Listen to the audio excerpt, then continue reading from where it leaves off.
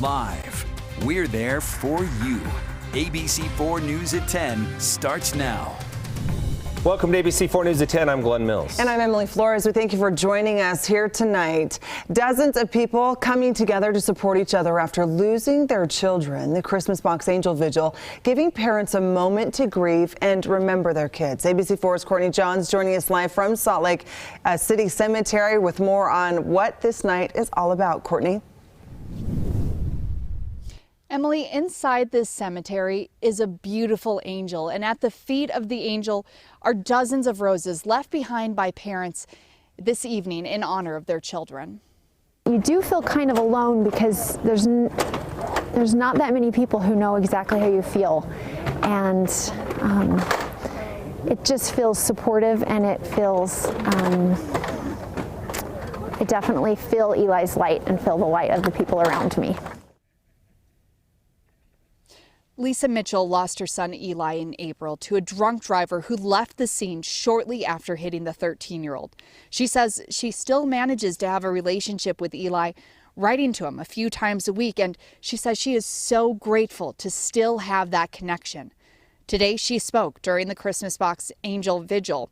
Now, Angel representative Lisa Johnson says many families refer to this statue as an angel of hope. I think for a lot of people, a cemetery doesn't offer the kind of hope that this angel statue does. You remember leaving your child behind in a grave, and here, by the face of the angel, you're reminded to look up and reach out, just like her arms are reached out to all of us. Christmas Box Angel has been doing this for 28 years, and they have over 170 statues around the world. Reporting live in Salt Lake City, Courtney Johns, ABC4 News. Thank you, Courtney. Also tonight, students at Utah Tech University gathering to honor freshman Peyton Hall, who fell off a balcony and died over the weekend. They remembered Peyton at a candlelight vigil.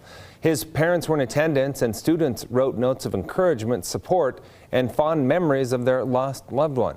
Earlier today, we spoke with one of Peyton's high school friends reflecting on what he meant to him.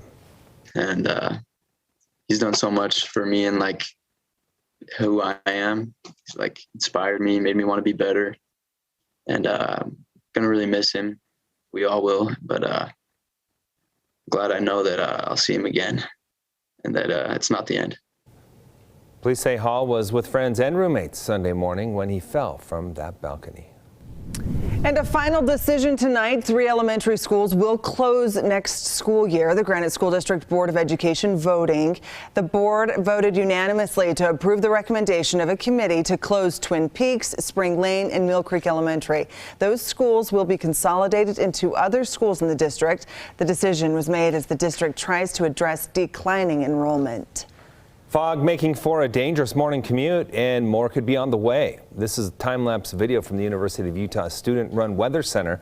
Take a look at just how quickly that fog settles in over the valley.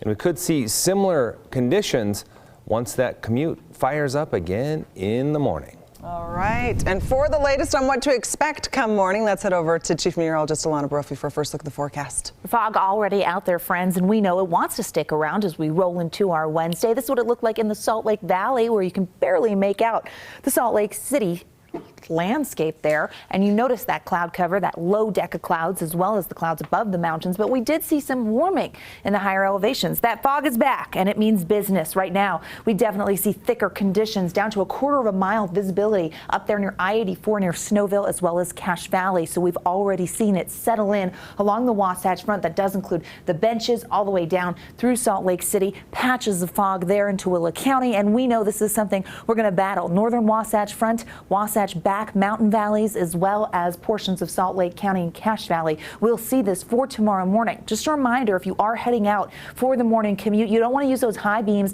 and you want to make sure you leave extra space. We can see pockets of dense fog pop up, and as a result, that can make it pretty tough on the roads. So you know what to expect. Now, we will see drier conditions in the north, but a different story down south. Temperatures, it's cold in Logan, 14 degrees. It's not just fog on the valley floor. It's cold temperatures. We're trapping it there below freezing in Ogden, freezing in in Salt Lake, 30s in Provo, and 46 in St. George. Now we know as we head into tomorrow, our next storm system's moving in. It will bring light snowfall to a portion of the state that doesn't typically see it, and then that moisture will be on the move. Will it make it to the north? I'll answer that question coming up in my full forecast in just a few moments. Glenn, Emily, back to you. All right, thank you, Alana. Well, the Salt Lake County Council signing off on the 2023 budget. Among the items certified in the budget, $85 million in funding for deferred maintenance. The county saying some of the projects on their list have been pushed back for more than a decade. There's also $2.5 million in funding for a temporary mental health center and a $2 million investment in the Other Side Academy. In a health alert tonight, the holiday season can be an even more difficult time for people who feel alone and isolated. 4% more Utahns report being depressed compared to the national average, according to the Department of Health. And it's not just people who have depression that are impacted. It can hit anyone. But a study out of Utah State University suggests small acts of service can help. Take the first step, right? If you're feeling a little down or if you know somebody else, just reach out. Do the little thing first.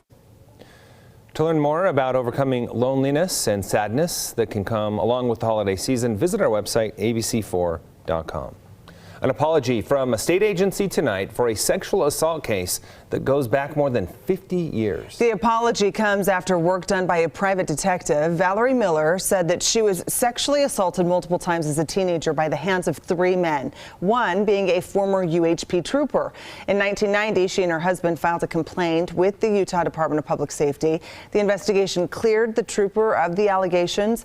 A private investigator reviewed the DPS investigation in 2020, and he said the evidence clearing the trooper was fabricated. The family relieved finally seeing justice.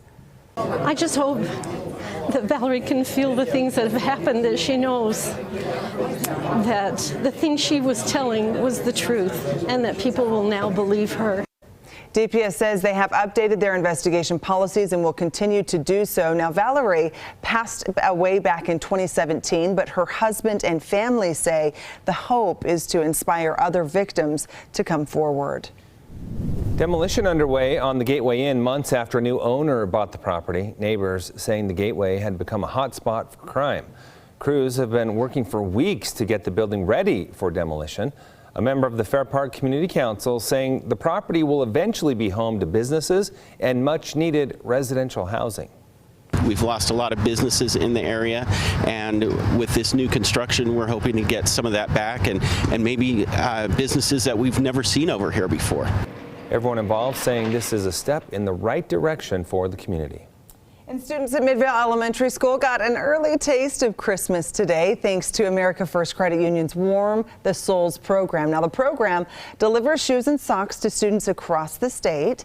This year, they expect to hand out the early Christmas presents to more than 2,700 students at more than 30 Utah schools. Now, if you would like to help next year, there's even a simple way to chip in. There's a QR code on our website. They can go if they're not a member, and they can scan that code and they can make a contribution, $5, $30, $100, whatever they're comfortable with. We know times are tough, but anything is helpful, and it goes into this pot of money so that we can purchase these shoes for these kids. Now, AFCU estimates it's given out nearly 70,000 pairs of new shoes over the past 28 years. Coming up next on ABC4 News at 10, as crews work to restore power in North Carolina, a warning tonight about similar incidents on our side of the country. It's an exclusive story. And still ahead, the largest active volcano in the world continues to spew lava. The major problem the island could have if that lava keeps moving. Plus, this was the sunset down there in Washington County. St. George putting on a show, that cloud cover increasing as a storm system takes aim at that portion of the state. Will the moisture make it to the north? Questions answered in Utah's most accurate forecast.